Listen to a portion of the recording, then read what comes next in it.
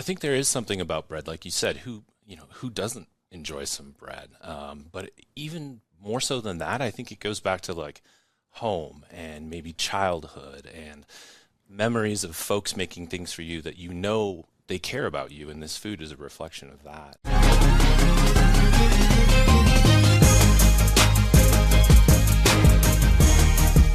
Hey there, Omaha. Welcome into another episode of Restaurant Hoppen. I'm your host, Dan Hoppen, and I think bread is just one of the most universally loved things on earth. I mean, we as humans can fight over literally anything, but find me someone who doesn't just take great pleasure out of grabbing a baguette and ripping that crusty, exterior apart, getting to the pillowy insides. That aroma hits your nostrils, and then you just dig into that deliciousness. I know the man who is sitting next to me, my guest today. He knows very well that love for bread. This is John Larson. He is the owner of Bluebird Bakery. John, welcome to the show. Thank you so much. I appreciate being here. Okay, I want to start from a super high level because you have reoriented your entire career around bread, and we're going to get into that. You have just an amazing story to tell, but I got to just ask right off the bat, why bread? What is it about bread that draws you in so powerfully? Absolutely, it's a great question. I think there is something about bread, like you said, who doesn't enjoy some bread? But even more so than that, I think it goes back to like home and maybe childhood and memories of folks making things for you that you know they care about you, and this food is a reflection of that. And the aromas, the fermentation, just there's something really special about bread, and I think it does hit people pretty deeply sometimes. So yeah, I love it. Yeah, I think you hit on something interesting there. Is that everyone has experiences with bread. I mean, it is like a universal food, and we could be talking about just mom making a grilled cheese with a couple pieces of Wonder Bread, or we could be talking about somebody, having an artisanal sourdough loaf. Like, wherever that falls on the spectrum, everyone has memories that are associated to bread, and bread can be used in so many different dishes. It can be in salads, sandwiches, pasta, basically any kind of breakfast dish. It can be used in almost anything. Yeah, so versatile. I mean, really, the imagination of the person holding that loaf of bread is the only thing that holds you back in terms of uses. So, anything from just a humble slice, like you said, to something that someone has fretted over for days, maybe. But they all deserve respect, and they all have their place. And bread's just kind of a universal. It cuts through our culture. We have so many phrases around bread, breaking bread, or things of that nature. Bread being used as a term for money sometimes. Hey, let's trade some dough. So it's really embedded in the way we speak sometimes, and just I think in the consciousness of folks around us. And like I said, the memories of if anybody's ever made bread and you can smell that smell, or it's just it's all around us. The presence of bread, from toast in the morning, maybe a sandwich, and then maybe some croutons on your salad, like you said. It's it's on so many Midwestern dinner tables too. I know growing up there was always bread and butter on the table, even if there were potatoes and carbs and other stuff, but it just wasn't really quite complete unless you had some bread and butter. So I think it just really runs deep in our culture, and yeah, I love the stuff. That is very clear. And it's made even more clear. There's a line on your website that I wanted to ask you about because I'm fascinated by this. You said, "I do not bake bread. Bread comes through me. I make a setting where bread is likely to occur. Bread happens when it wants. By itself, I bake it when it needs to be baked."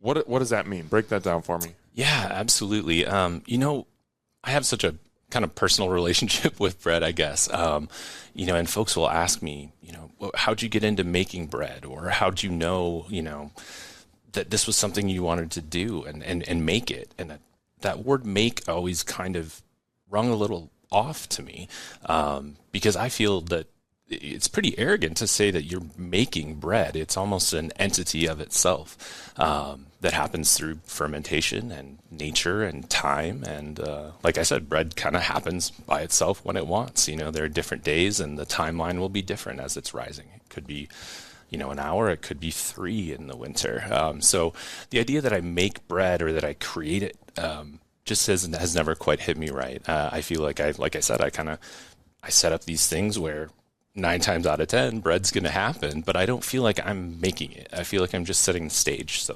that bread can be. So more like a director of a play maybe than like a manufacturer of something. I like that.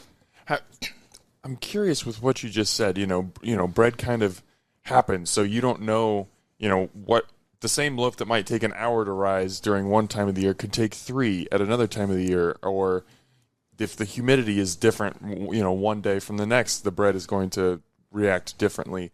Yeah. As a baker, is that...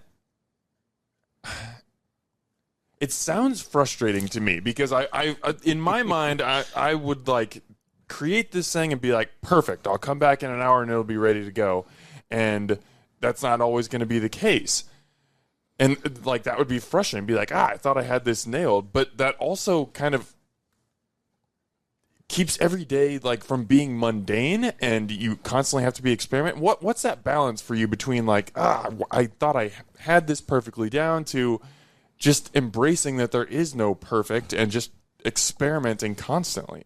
Yeah, you're right. There are days where it's very frustrating. But I try to think of, it being a process, like I said, and knowing that, unless I have a huge order where I really need to get something done, it can be that interplay and it can be that exchange. And maybe someday, something overproofs. And so it's not optimal.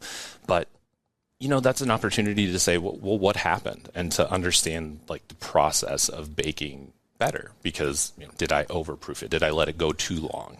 Or did I bake it too soon and therefore it had problems in the bake? So it is frustrating, but as long as I'm not under like a real tremendous timeline, I look at it more as a kind of like a learning experience than this didn't work. And I think the control factor is kind of why that's not so hard to handle, because like I said, I don't think of it as me doing this, manufacturing this thing. It's really it's kind of the interplay between bread and me and the environment. Like you said, humidity, even things like that, barometric pressure can affect the way the gases expand in the dough due to the pressure of our environment around us. And just recently we've had such humidity, I've reduced my hydration levels by a couple percent. And sometimes that's all it takes, is just a few percentage points, and all of a sudden that dough's happy again. But that interchange and that kind of relationship that I have is what keeps it fresh and it doesn't get stale and boring, so to speak. So yeah, it can be frustrating, especially if you lose like a dozen batch. That's frustrating. But it's also, I think if you, like you said, kind of keep that perspective of it's a process, it's learning, it's not a thing to control and manufacture. It's a relationship, I guess.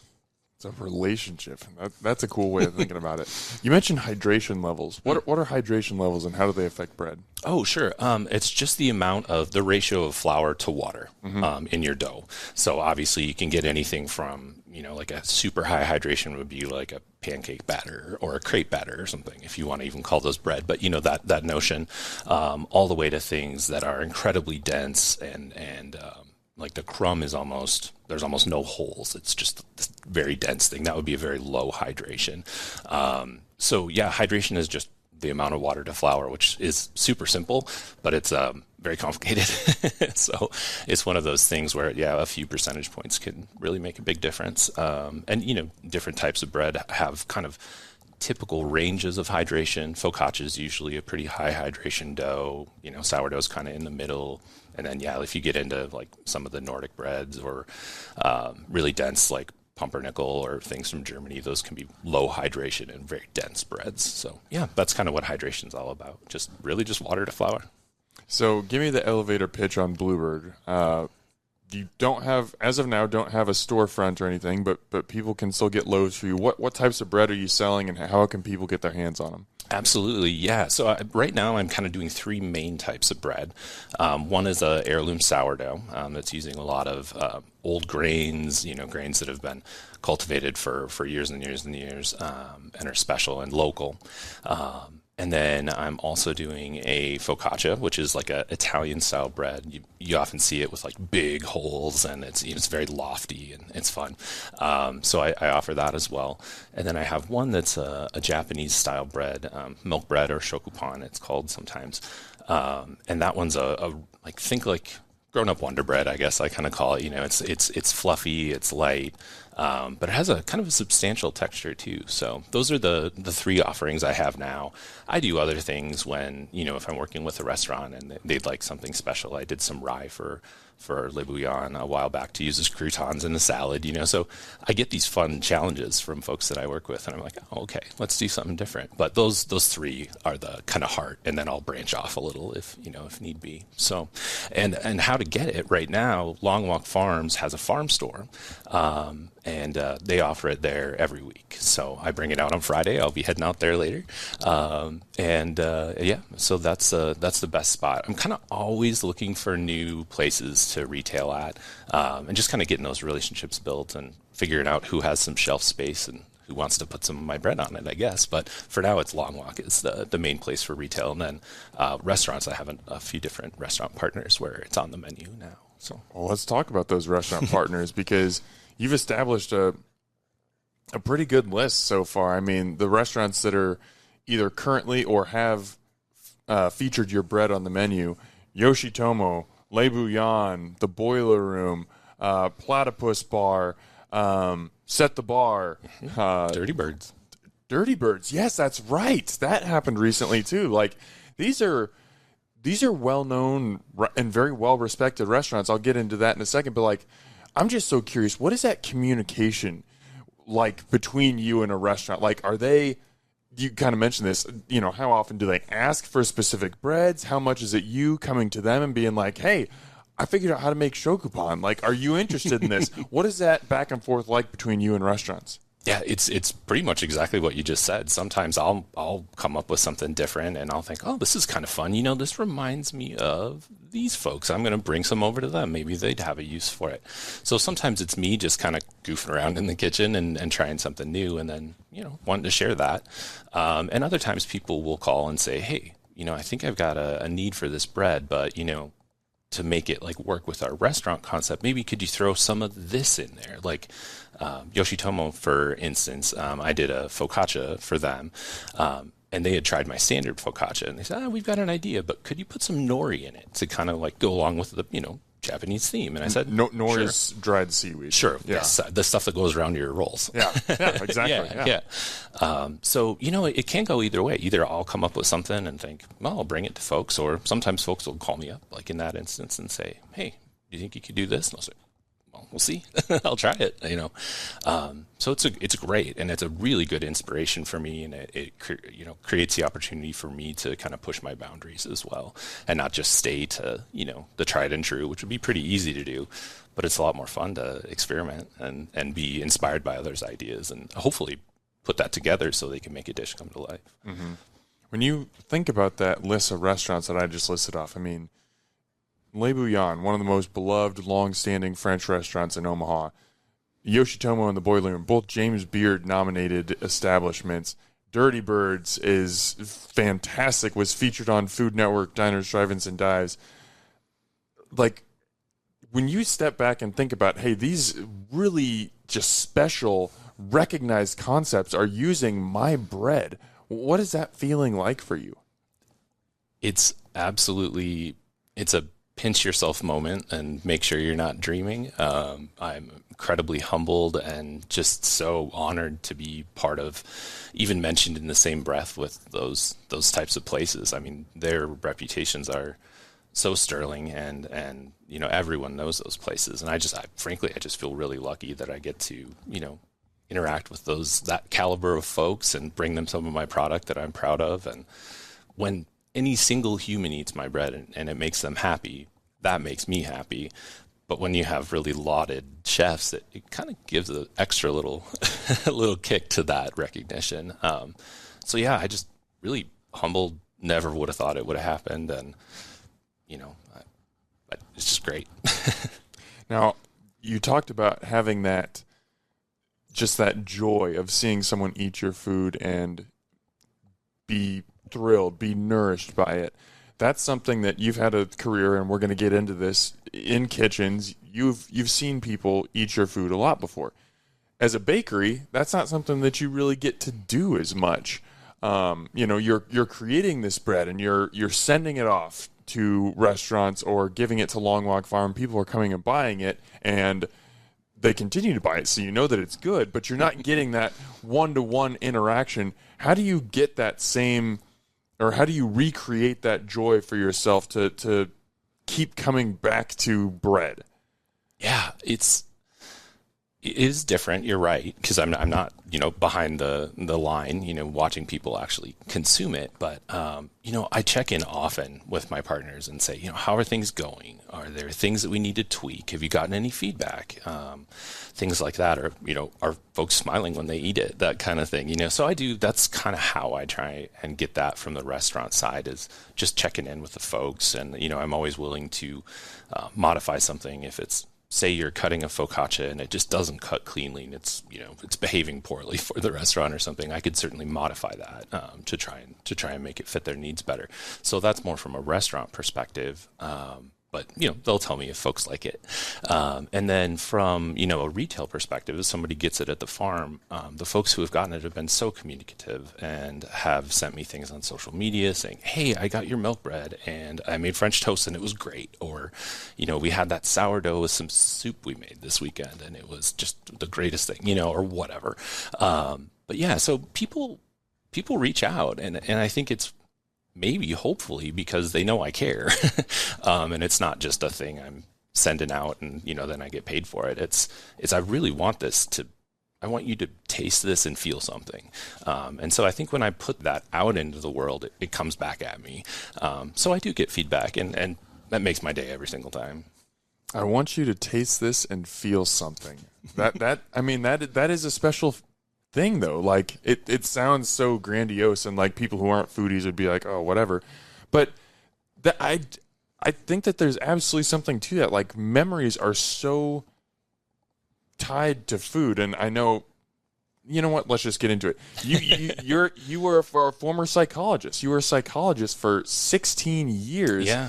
Tell me a little bit about that connection between food and memories. Like, especially, we don't have to talk specifically about bread, but like we talked about off the top, everyone has memories with bread. I think it's one of those things that just so naturally ties to nostalgia. Yeah. Yeah, there's something special about it. And I think it's the multi-sensory experience has something to do with that. Like you were saying, the crust on the bread, or the feel that it's rough or smooth or whatever. The smell, when you cut a piece of bread, especially an artisanal bread, the aroma hits you because you've released it from that crust, and all those gases that fermented and made the bread rise also have a tremendous amount of like scent and flavor compounds in that, just the air that's trapped in your bread. So you get these, it's not just you don't just see it, you don't just taste it, you feel it. You feel the texture in your mouth, you feel the roughness of the crust, etc. It's this multi-sensory experience that I think anytime you involve more than one type of sense, emotions tend to attach to that even more significantly. And I think if you're a bread nerd like me, bread has so many different, sensory experiences that you can. It even sounds different. It sounds crunchy when you cut it, or when sourdough cools, it'll crackle like Rice Krispies. As the crust, it dries, the crust will actually crackle, and it sounds like snap, crackle, pop kind of. Really? Yeah. So That's bread, cool. it's a neat little pet, and it does all kinds of things, and there's all these sensory experiences. And to your question or your comment, memories of sense or sensory memories really are tied to different regions of our brain that hit automatically. You don't have to think about, what does this remind me of, or where did this come from? If you taste or smell something that hits, you will know precisely where you were. Maybe what your grandma was wearing when they set it on the table, or etc. And those in psychology are sometimes called flashbulb memories. That's a term for something that brings you to a specific place in time. It can be something nice like food, and that's specifically referred to as the Proust effect. But it can be other things that aren't pleasant, like a flashbulb memory. I remember 9/11 like it was, just yesterday. So that would be a not so pleasant example, but I know right where I was standing when I saw, what had happened. So those types of memories can be very good, and they can also be, bad. But when it comes to bread, sometimes it brings you back to a really special place or time or a loved one or, something really pleasant. And so it's interesting, though, that it is not something we have to think about. It's just something that occurs, and I won't get into exactly how it works, but it does. It bypasses the thinky part of your brain and goes straight to the feely part of your brain, so to speak. So yeah, it's a special thing. Food's a special thing when it comes to feeling and nostalgia. And yeah. What drew you to psychology originally? Just same thing as bread, nurturing folks, making them feel things, the relationship, having everything be a new day and maybe new challenges and new things to celebrate. And, trying to make it, as silly as it might sound, like trying to make an impact in people's lives. I used to do it very directly. And now I try and do it in a more subtle way through bread. But that's kind of how the two connect to me anyway, is it's helping folks in a way, nurturing them, be it food or be it through, life decisions, etc. So yeah, it's caring about folks and wanting to share of yourself and to learn from them as well. So like I mentioned, you were in that industry for 16 years. I mean, you did a lot of sharing and caring. And then in 2019, you decided to leave that profession and join your wife, Christy, in a meal prep and catering business. First off, did you always have that underlying love for food? Did you have a desire to be in the restaurant industry? Absolutely. Yes. Okay. Yeah, definitely. When I got done with college, it was 2000. This is dating me, I guess, but I applied to graduate school for psychology, and I applied to the Culinary Institute of America in Hyde Park.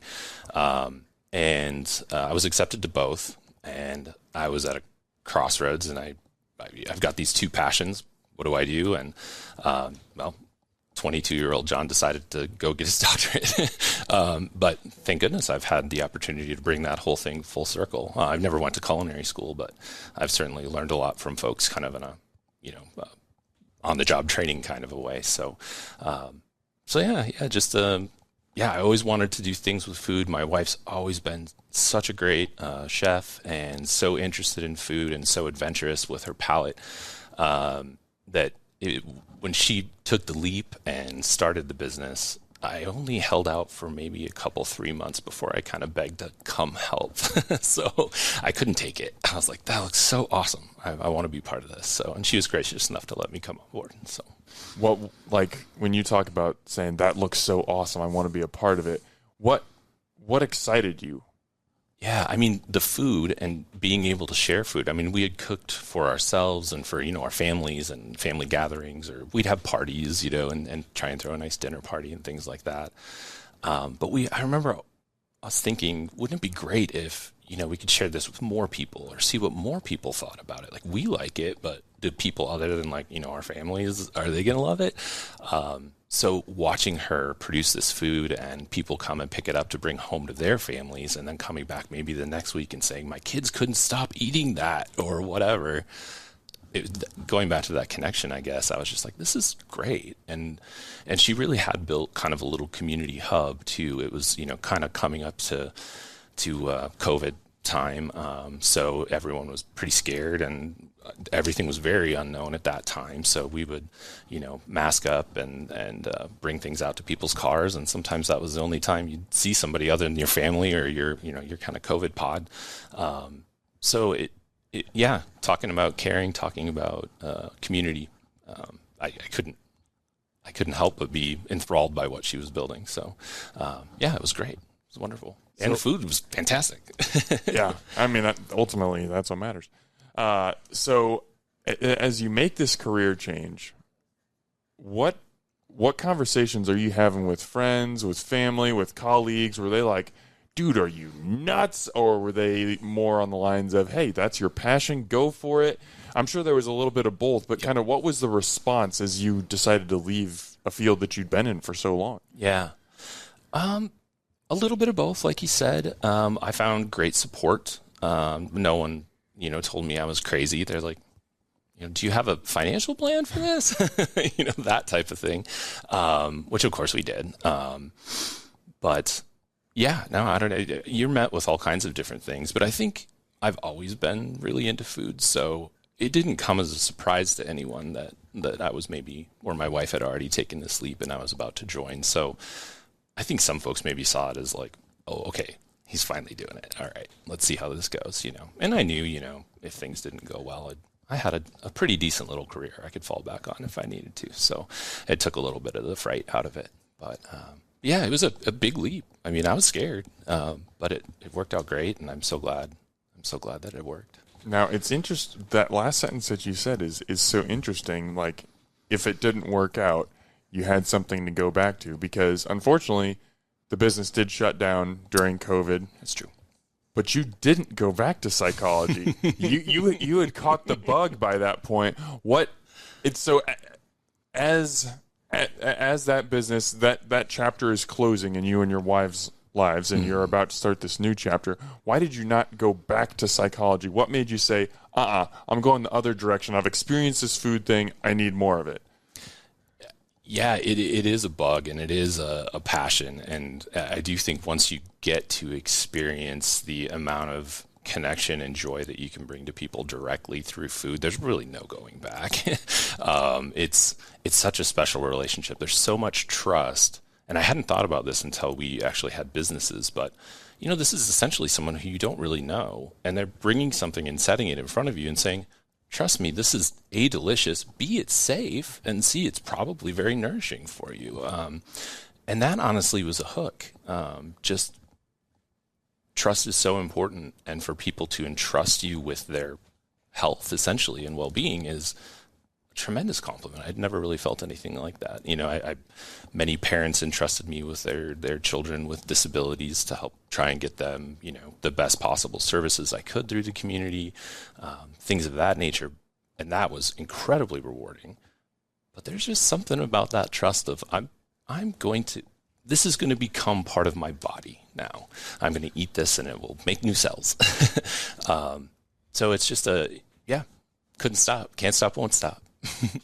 Just the way that you put things is so eloquent and thoughtful. Like, I've never really... I fake it. I've never really thought about, going to a restaurant as trust. Like, whether I'm going to the Boiler Room and ordering, a ribeye, or I'm going to Burger King and just getting a Whopper, like, I'm trusting somebody to cook the food properly, at least for the most part. No offense, Burger King, but that it won't make me sick, and that it will nourish me, and it will fill me up. These are good calories and everything. That's a very interesting perspective on it, and one that I would expect a psychologist to have to think a little bit more deeply. So in 2021, you and Chrissy moved to Omaha. Yeah. Why? What was here in Omaha? Well, we had family here. We had lived in bigger towns like Milwaukee, Wisconsin. We had lived in very small towns, little resort mountain towns in Colorado and South Dakota. And we were kind of looking, from that small town we were in on Spearfish, South Dakota at the time, kind of looking for opportunity and just, size, and also restaurants of the caliber that we would really want to work at. There were certainly some good restaurants out where we were, but really nothing like, our Beard-nominated folks around here and things. So we knew we wanted to start over. COVID was, it's traumatic to lose a business. It's, it's kind of like losing a pet or something. It's sad. So a fresh start just seemed also nice. And like I said, we have family here and in the surrounding areas. So it seemed like a good place to come. And we knew the opportunities would be tremendously, more open here just due to the size versus our wee little town we were in. So that was really it. And, just kind of, we came out here to visit and look for apartments and things like that. And we went to eat at the places that we knew of. And those folks were incredibly gracious and said, oh, you found us. Good job. Now, here's 4 more places you got to go to. And we said, hey, we're cooks. You know, we closed our business. We're moving to Omaha. We're looking for work. And we just went and ate super well and then chatted folks up. So you've got the bug now. You're in a new city. You're ready for a new career. How did you find that next step for you? Yeah. Well, the first thing I did after that trip out here to Omaha, we went back home. And I send emails out. And the first place that I knew I wanted to send an email to was Boiler Room. And so I sent a long, imagine me, long email. I'm sure it was very eloquent and just wise sounding. Well, I don't know about that, but Tim got it. And a few weeks later, they got back to me and said, hey, we've got we don't really have anything back of house right now, cooking wise, but, you can certainly help out in the dining room if you'd be into that. And so I server assisted, which is kind of fancy busboying. And I couldn't believe what I saw, and the technique and the hospitality and the care for the diners was something I was so impressed with. I was so glad I was given that opportunity. And from there, I went and did some cooking at other places. I've worked grill at Bouillon after that. I really did want to be cooking, but little winding road here and there, and then eventually back to Boiler Room to do pastry, and that's really how bread got completely kicked off, was the pastry department at Boiler. So I was lucky enough to be taught really, really spectacular bread through that experience. So. We will definitely come back to that. I'm going to put a pin in that because I have to get your opinion on this. Working in a kitchen on the line with a head chef, with a team, is very, very different from working a catering business or a meal prep business in a commissary kitchen. Mm-hmm. How did you make that adjustment to being a part of a team and working on the line? Yeah. Well, it came with kind of the end of the Rosemary's Kitchen chapter, our business. We were kind of slowing down. It was summertime. There were no weddings or graduation parties and things like that. So, we'd made it a few years, and it was getting pretty tough to continue financially because of the pandemic. So there were some folks who had a restaurant in the little town we were in, and they had been closed for months due to the pandemic, and they were reopening. And I saw an opportunity to maybe go kind of help supplement our income by working for my friends who were reopening their restaurant. So I gave them a call and said, hey, well, they were looking for folks, which was very hard to find folks at that time to work. So I said, well, hey, I'll come, help you open. By the way, I've never worked the line. They said, come on, let's go. We'll put you in front of the fryer, and you can make some salads, and off we went. So it was really Farmhouse Bistro and my first chef, Matt Herringer, who took me from, kind of catering guy to, all right, here come tickets, let's roll. And he was very patient with me. And I owe Matt a big debt of gratitude as well, because he really did kind of train me. Hey, when this ticket comes in, this component's fried. So get that work in as soon as that ticket comes through. And it kind of got me thinking like a line cook, which I hadn't before. So helping out a buddy and my great friend Meredith as well, who owned the restaurant, just kind of getting that back up and running, and them needing some guy to dunk fries and make salads. So thinking like a line cook, what do you mean by that?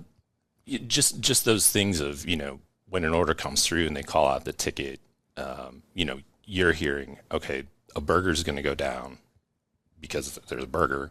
Oh, by the way, we put 2 onion rings on that burger. So guess what? I'm on fry. I'm going to get those battered up and into the fryer, right? So just juggling kind of that constant command. And if you've been to restaurants where you hear, if it's an open kitchen, you can hear callbacks where they'll say, walking in on fire, blah, blah, blah, this order, that order, on back, this, that. And then you call that back. So you literally repeat what the chef had called out or whoever was doing expo. So yeah, I'd never been exposed to that kind of thing. And so that's kind of what I was learning in terms of being a line cook, is how do you do callbacks? What does it mean when someone says, walk it in? Just means it's a new order. We haven't seen this before. So it's a brand new table, probably just sat down. Or, on front, on back, or first, and then on back is, hey, this is their first course. Maybe they ordered a salad. on back, they're going to have oysters, and then they're going to have a steak. So they're kind of telling you what's going to happen with that table. And then for you to call it back helps you remember it. For one, it also lets the chef or expo know that you heard them and that you're working on it. So yeah, it's hard. We're thinking like a line cook is hard. I'm glad I had to go to school and remember a bunch of stuff, because I wouldn't have been able to do it if I didn't have my background, So yeah, it's hard. Working the line's like really cognitively challenging as well as physically tough. So yeah, it was an adjustment, but yeah. That's something I wanted. I'm fascinated by the process of, expo certainly, because it takes it to a whole nother level, but even just working on a line. And I wanted to ask you specifically because you have so much knowledge about the human mind. I think it takes a very special individual to be able to pull that off, because I'm thinking like, yeah, even, the example, let's say just three people walk into a steakhouse and they all order different steaks and they have different preferences on their time and temperature, and they order an appetizer and, this person got mashed potatoes, this person got roasted potatoes, this person got broccoli. This is one table, and now you've got 10 or 15 elements that are going to be going out and served at the same time to them. But they all require different times and temperatures and different preparation styles to get to that point, but they all have to be done at the exact same time. There's so much like mental compartmentalization that has to happen for a kitchen. Certainly the head chef who's expoing to be able to call all that out and make everyone understand. But even like you said, somebody just working the fryer, hey, this burger got called out. I know it has onion rings. When is the burger going to be close enough to done that I need to start these onion rings so they're both hot when it goes out? Psychologically, how does that all work? Because I've worked in a couple restaurants just for a shift or something, and it was like it frazzled my brain. Even doing just simple tasks, I was just like, oh my gosh, this is so much. I need to get this out. How does that work psychologically? I wish I knew. It's so hard. Yeah. And I'm certainly not like a super seasoned line cook. There are folks who just cook circles and circles around me and would just giggle and pat me on the head as they walked by. I'm not a great, line cook, but I do see what it takes, and I've worked with a lot of folks who are great at that.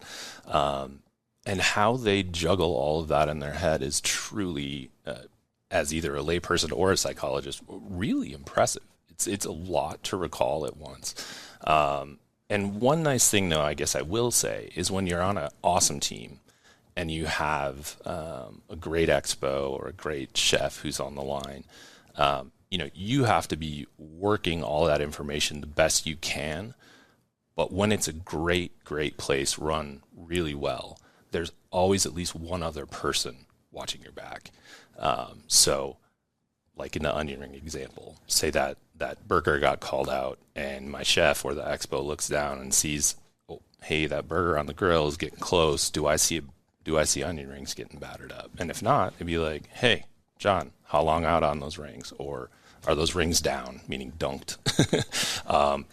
So you have this responsibility, but in really excellent places, you also always have the cook next to you plus expo helping you out, and you're helping them out. So it becomes not just a one human show. It's the team. And if it's working well, there are some nights you're like, God, we did, 150 covers and it felt easy. We were joking around. We were having fun. And then there are nights you're just creamed, so you see all of that, and, but if it weren't for, multiple folks being kind of responsible for all of it working well, it wouldn't work. So yeah, you have a lot of responsibility, but also, in a great restaurant, you have a lot of support. Mm-hmm. So you don't have to remember it all. Somebody will give you a little reminder. Now, let's fast forward to the boiler room, because this was kind of, I don't know if it was your introduction to pastry, but it was, okay, it was. So, first of all, how did that come about? Because you're a guy you're a psychologist, then you're a caterer, then you're a savory chef on the line. pastry is a completely different game. I mean, it is nothing like cooking on a grill or working on the line. How did that opportunity come up to even be a part of that team? Yeah.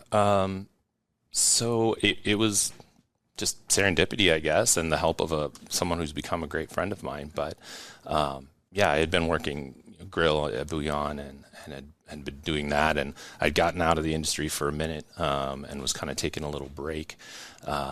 And now my friend Tim Nicholson reached out, the chef at the exec at Boiler, because I had done that kind of fancy busboying prior. Must have done a pretty okay job. And he got a hold of me and said, "Hey, our pastry chef's going to be moving on. Do you want to come chat with me about that?" And I thought, absolutely. First, and then secondly, I was like, I don't know anything about pastry. But I had so much respect for chef and so much respect for that establishment, and I had wanted to cook there so badly when we got to town, and the timing just wasn't right at the time, and that's fine. But yeah, so I went in and met with chef, and I brought him some pictures of like a few ham-handed pies I had made in the past, or some cookies or brownies. I mean, that was really the extent of my my sweet cooking, I guess. Yeah, he said, "Well, hey, write up a sample menu, and we've got some other folks we're looking at, but we'll submit your sample menu, and then we'll get back to you." And sure enough, I said, "Well, I don't know how to do this, right?" And he's like, "Yeah, I know." And off we went. Just so people understand, can you lay out how different cooking is from baking and doing pastry? Yeah, I mean, the biggest thing that was really difficult for me, especially getting into pastry, was the lapse in time between iterations of things that you're doing. If you're doing something savory and you're making a sauce and you taste it partway through and it's under-seasoned and needs salt, you just add some salt, stir it up, taste it again. You can do that 5 times in a row in the span of a few minutes, right? With pastry, you may have made say, tart dough. Tart was one that just drove me up the wall when I was new. You make the dough one day, often let it rest for hours in the fridge to hydrate, or often I'd prefer to do it overnight now that I know what I know. So you start a project one day, you make the dough, roll it out to a small disc, put it in the fridge overnight to hydrate so it'll work better for you the next day. Then you roll it thin, you get it into the tart, then you put it in the fridge to chill, or the freezer to get it nice and cold. Then you trim the edges. Then you blind bake it with parchment and pie weights, and then you take that out, let it cool. Then you fill it.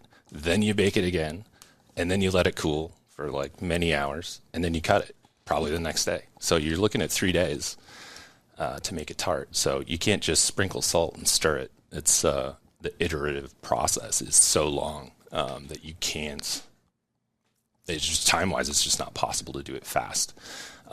So you have to really hope that your boss is patient, because you're going to make mistakes and it's going to take sometimes a week. I remember some days I would roll out 3 tarts and every single one, the sides would slump and it wouldn't look nice. And boy, we ate a lot of tarts for family meal for a while. But I never felt anything except for, a little better every day. Your competition is yourself from yesterday and no one else. We're shooting for perfection. We'll never get there. We have fun here. All these things, adapt and overcome. We have all these wonderful sayings that the chefs around me would say. And I had tremendous support. And I'm not really sure why. I don't really feel like I necessarily did anything to deserve it. But yeah, it felt like school and friendship in the best possible way. And they're the ones who taught me. I had a great desire to learn, which didn't hurt, but yeah, they were my culinary school. My friends were my culinary school, I guess. Now, bread is a part of the pastry program at the Boiler Room. So you're learning all these new techniques. You're learning all these new dishes. I imagine that was, for someone who, is creative and has such an open mind, that was really fun for you. What was it about bread you're learning all this new stuff, and it's bread that really grabs you? Yeah. What was it about bread? I mean, you've seen the bread at Boiler, I think. Hopefully you've seen a whole bowl. Yes. And the only way I can really answer that is look at that thing and get up close to it and smell it and pick it up. And how can you not be drawn to it? How can you not want to try and help this thing come into being? I don't know. It probably sounds kind of goofy for me to say it. I have a tremendous passion for bread, and it's alive. I love making tarts, but you don't have to wait for the tart to rise and feel when it's ready. You can kind of muscle a tart. You can't muscle bread. You got to work with it. So I think just everything about how it looks, how it smells, how it tastes, everything drew me to it. And then plus my friend Andrew was usually the one opening a lot when I was there. And Andrew's a absolutely fantastically enthusiastic human being, and he's a breadhead. And without Andrew, I don't think I would have had quite the same pull, because I saw him do it, and I saw him do it with such enthusiasm, and I saw Chef Tim do it with such enthusiasm that how can you not want to do that? How can you not be inspired to want to do that? So it wasn't really a choice. It was like I can't not, so I'm gonna. So, yeah. So obviously Boiler Room has a very specific sourdough recipe. They want to be consistent and sure. Guests know what the sourdough they're getting when they come into the Boiler Room. When you're, in off hours or on your own time, are you experimenting? Are you looking stuff up on YouTube? Are you listening to podcasts? Like, what was your kind of, obviously the Boiler Room taught you Boiler Room sourdough, yeah. But what was your self-training in bread? Well, you know what? Honestly, it started with my family in my home. Growing up, there was always my dad had a starter that he had started. I think he started it from potatoes back in the day, and we knew that starter was in the fridge, and we probably shouldn't mess with it. That's Dad's project. Don't goof with it.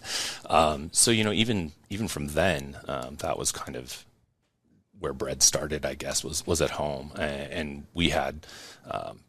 Homemade bread every week. And we also had, regular bread from the grocery store to make a quick sandwich or whatever. But yeah, so I grew up with it.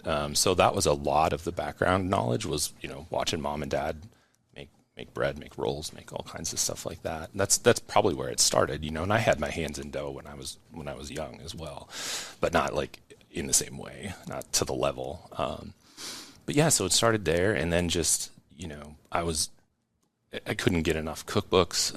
I know my parents had a Bon Appetit magazine and Fine Cooking for as long as I can recall at my house. So, I would pick those up as soon as I was probably in middle school and go, oh, what is this? And so from probably 12 or 14, I was reading Bon Appetit and Fine Cooking just because I was interested in it. And yeah, it all just kind of, but you're right. Yeah, it's a constant evolution. I'm constantly looking for inspiration. A lot of travel, a lot of eating at restaurants that are of such a level that you feel lucky to be there. So you can get inspiration from everything, from a friend. I've gotten so much inspiration from friends, maybe from different parts of the world or different parts of the country. You go to their house and they feed you this thing and you're like, my goodness, what is that? So that could be naan bread. I remember the first time I had naan was my family had friends from India. So yeah, there's a million different ways to be inspired by food, I guess. And I've tried to use all of them, I guess. But. When did the idea of starting your own bakery, your own business enter your mind? It was last summer. And Matt and Tiff from Long Walk Farm got a hold of me. They were interested in doing some pizza. They built this really cool outdoor pizza oven. You've seen it. Mm-hmm. It's wonderful.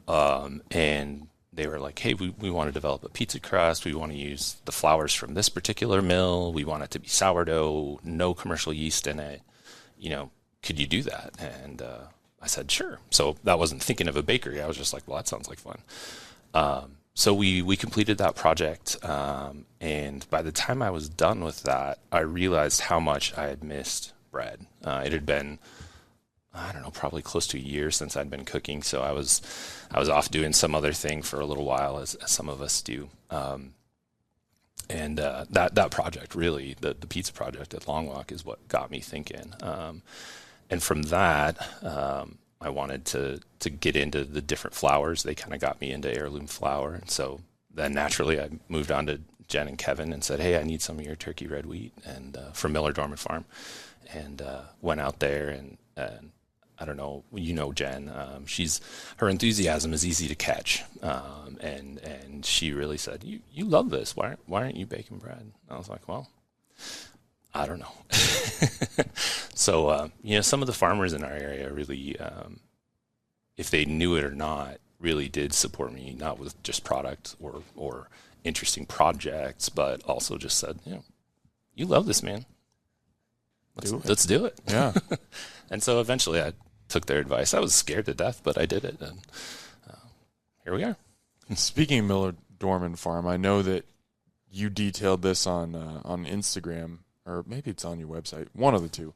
You talk about this very impactful apple picking story that you had out there. Can you tell me that? Yeah, pretty simple, but I was looking to start my own starter. I had used a sourdough starter from, at Boiler, they have a very specific one that has a storied and long history. But I thought, well, if I'm really thinking about getting serious about doing my own bakery, I want to have my own starter, something that reflects Omaha and, the Omaha metro. So I was looking at extension offices, websites a lot, like at universities and things in the ag departments for, how to make starter. I knew how to do it, but I thought, well, there must be kind of an interesting, really hyper-local way. And it came to apples was the first one I ran into. And as apples hang on the trees through the breeze, they collect natural yeast that's all around us, natural bacteria and all that type beneficial bacteria as well as not. But and I knew if you ferment the apples, you'll get all of that natural yeast that was on the breeze, and you'll get the lactobacillus and et cetera. And then you can start feeding it flour, and then you'll eventually have starters. So I put out a call on Instagram. I think I said, hey, local farmers or people with a backyard apple tree, I'm looking for apples. They don't have to be ripe. If they're all kinds of tart and not sweet, it's okay. I'm not going to eat them. And Jen was the first one who reached out and said, yeah, ours are on the tree. So come out and pick as many as you want. So I went out, and she had left a ladder over by the tree. She was down and doing something on the farm. So I went, and she's got these two, I love her dogs. They're so much fun. These two great dogs who were just accompanying me the whole way. And I went and climbed the little ladder and, picked 7 or 10 apples or whatever, and started my little project. But yeah, so when I say Bluebird's local, the starter came from precisely there. A lot of my flour comes from Jen as well. Some of my seasoning flour comes from Jen, and then out at Niobrara Grain Milling in Valentine, wonderful flours coming from there as well, which is a little ways away, but still very regional. So that's always been important to me, is to try and keep, especially the sourdough, really tied to where we are, so you can really taste Omaha. It's terroir, like wine. So when you're starting a new business, you could make the greatest bread in the city, but if nobody knows about it, or if they don't know how to get their hands on it, you're not going to make any money. True. How did you get the word out about Bluebird? I was a pest. I went and pestered my friends. So I would make bread, and at first it was just a sourdough, I think. And I would just load it up in brown bags and take 10, 15 bags out, and I'd go to either people I knew or people I didn't know, but that I respected by reputation or by eating there or things of that nature. And just, I'd bake all week, and then towards the end of the week, I'd just roll out in my little bread mobile and and then share and say, hey, I respect you guys. I'm trying to do this thing, and here you go. I didn't even have business cards yet. I was like, well, I don't know, call me, write my name on the bag or whatever. And it started slow, but it's growing. So you come from two careers in which you are constantly around people and working with people. Obviously, as a psychologist, you're talking to many people every day. In a kitchen, you're interacting with not only, potentially guests in the dining room, probably not so much, but definitely the team around you. And now you're in an environment where it's, I guess I don't know this for certain, maybe Christy's around, but it's mostly just you and the bread, baking. What kind of an adjustment was that like for you? Well, partially it's like that, and partially it's not. Okay. So I'm up at Kitchen Council, That's right, which is yes. an amazing nonprofit who supports kitchen startups, and they have a facility that is absolutely stunning. It's a lovely kitchen, but there are also other entrepreneurs there, quite a few, like around a dozen or so.